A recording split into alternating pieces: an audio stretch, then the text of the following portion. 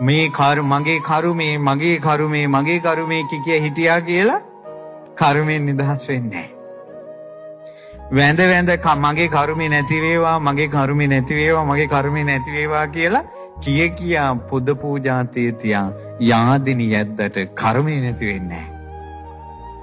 කර්මේ නිරුද්ධ වෙන්න තියෙන එකම මාවතයි ඒ ආර්ය අෂ්ටාංගික මාර්ගයයි.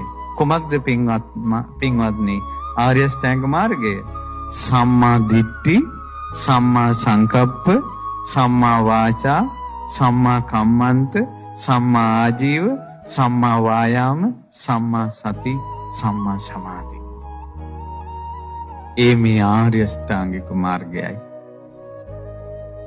පින්වතුනි මේ ආර්ය අෂ්ටාංග මාර්ගයේ පුරුදු කරන්න මෙන්න මේ කාරණා 4 වැටහෙන්න ඕන.